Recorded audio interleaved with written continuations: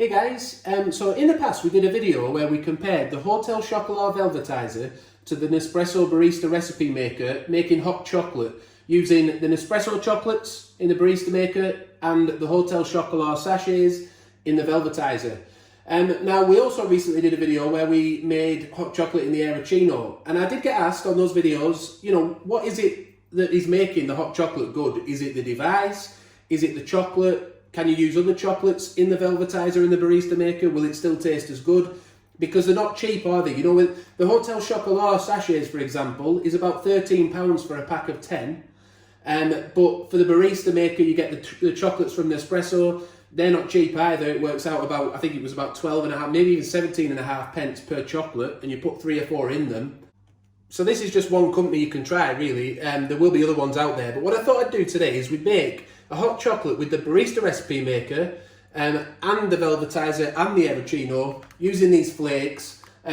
See how good it tastes. And this pack cost about £8, I think it was, but it's only a 250 gram pack. If you want to look on the label there, you can pause it and read the details of the nutritional information. But it worked out at £8. Now, that's still expensive, but the thing is you can buy them in sort of kilogram bags as well, and that starts bringing the cost down then, because it's a small bag and you have to pay postage on top, but when you buy a bigger bag, it obviously brings those postage costs down and it makes it much more affordable. The recommended amount of milk to use in the Velvetiser is 220 millilitres, whereas with the Barista Recipe Maker, it's only 100 millilitres. So what I've decided to do is to put the same amount of chocolate that we would use from a Hotel Chocolat sachet, which is 35 grams, in with the 220 millilitres of milk into the Velvetiser, and I've then half that amount. I've put 110 ml of milk into the Barista Recipe Maker, and I've put half the amount of chocolate in, and again 110 ml of milk into the Aeroccino, and we're going to put half the amount of chocolate in. So hopefully we'll get the same drink, but this time, if you remember last time when we made the hot chocolate with the Aeroccino, I took the spring off for that one, just because I didn't want to break it. Whereas this time, I do want to see if leaving the spring on, because the chocolate I'm hoping will float on top a little bit more because it's in flakes. I'm going to try leaving the spring on to see if it gives it that velvety feel that the Velvetiser does, you know, to just give it a chance to compete. So we'll add the chocolate now, set the machines off, and then we'll pour them out. We'll see what they look like and taste like.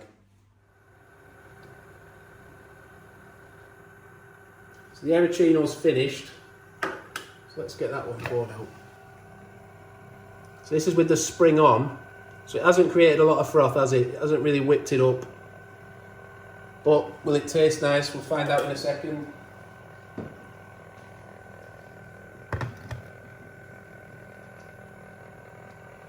The Velvetiser is obviously going to take a bit longer because there's double the amount of milk in, so it's got to heat up twice as much milk. Right, so the Velvetiser is finished. Let's get that poured out. I'm struggling to get in over the camera here. So that's it. Doesn't I don't know what you think, Abby. What do you think? Do you think it seems as velvety as it did in the past, or with the Hotel Chocolat chocolate? I'll just pour the Barista Recipe one out. I think it looked quite velvety. I suppose it's the texture when you're drinking it, you'll be able to tell better. Really awkward angle. I think there's definitely more froth on the Velvetiser one, looking at that. So he's the Barista. They all look quite similar though, don't they? They do look similar. I'm not sure how well the Aeroccino melted all of the chocolate. There did seem to be a little... Let's have a quick look inside. Yeah, so there is still a little bit of solid chocolate at the bottom. Not a lot. No. There is still some. So as you know from previous videos, Abby and the kids, they're the chief hot chocolate drinkers in this house. And so I'll ask Abby to give her opinion on what she's just tasted with these three.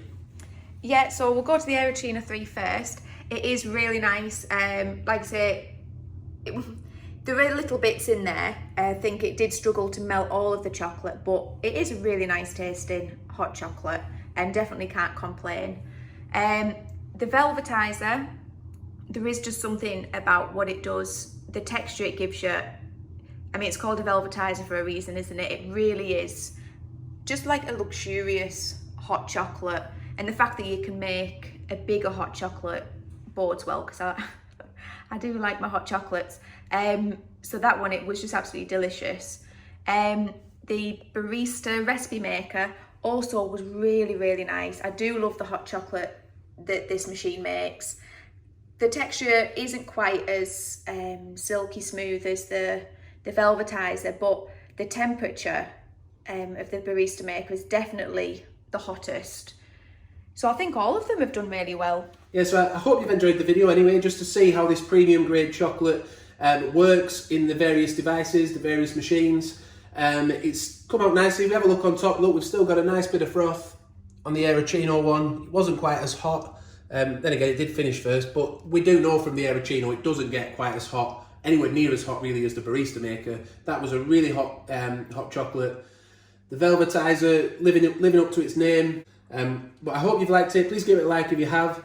Thanks for watching. Subscribe to the channel. Hit the notification bell so you don't miss future upcoming videos. And bye for now.